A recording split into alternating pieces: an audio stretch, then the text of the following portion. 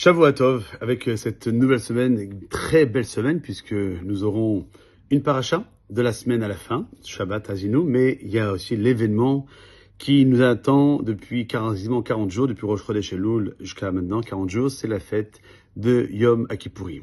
Le Talmud a dédié cette fête de Yom Kippour par un traité qui s'appelle Yoma.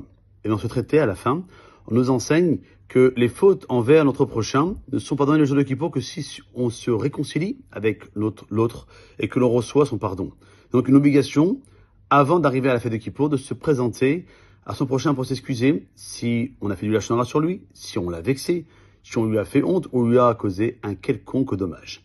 La personne à qui l'on vient demander Mechila, pardon, ne doit pas être cruel en refusant de pardonner, car cette façon de se comporter n'est pas celle du peuple juif, qui est depuis son origine rempli de miséricorde. Le Talmud rapporte que celui qui passe outre son honneur et pardonne se verra également absous de ses propres fautes. Mais s'il ne veut pas pardonner, alors au ciel, on ne le pardonnera pas également. Si malgré tout, la personne s'entête et ne veut pas pardonner lorsqu'on est venu s'excuser, on devra revenir jusqu'à 3 fois pour se réconcilier à chaque fois, ramener 3 autres personnes pour la convaincre de donner son pardon. Si on n'est plus de tout cela, il n'accepte pas de pardonner, il n'est plus nécessaire de lui demander pardon, Kippour pardonnera.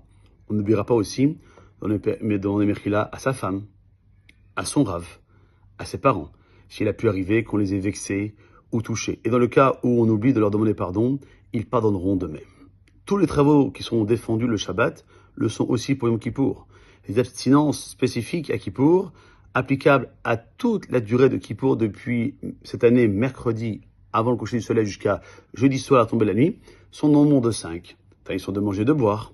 Les enfants qui ont moins de 9 ans ne doivent pas jeûner. À partir de 9 ans, on les habitue à jeûner 2 ou 3 heures à partir du moment où ils auraient dû manger comme à l'accoutumée. Dès 11 ans, on peut les faire jeûner toute la journée s'il n'y a pas de faiblesse dans leur constitution.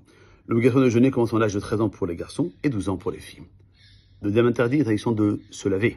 Le matin au réveil, on fait l'ablution rituelle des mains, tout en ayant soin de ne verser que jusqu'à la 2e et 3e phalange, et non jusqu'au poignet comme d'habitude, et on passera les doigts mouillés sur les yeux pour retirer les saletés. Troisièmement, interdiction de se parfumer. Quatrièmement, interdiction de porter des chaussures en cuir. Et enfin, interdiction d'avoir des relations conjugales. Il faut appliquer en plus les mêmes lois de séparation que lorsque la femme est nida, donc de ne pas avoir de contact physique, même par se prendre la main ou faire un bisou à sa femme et vice-versa, la femme avec son mari, pendant toute la journée de Yom Kippourim. Que je vous retrouve en sorte que nous soyons scellés dans le livre de la vie et que nous passions un Kippour avec rempli de tchouva, rempli de tfilot et qu'on aura, merci Hachem, que le Bessor Tovot pour cette nouvelle année 5786. Kol Tov.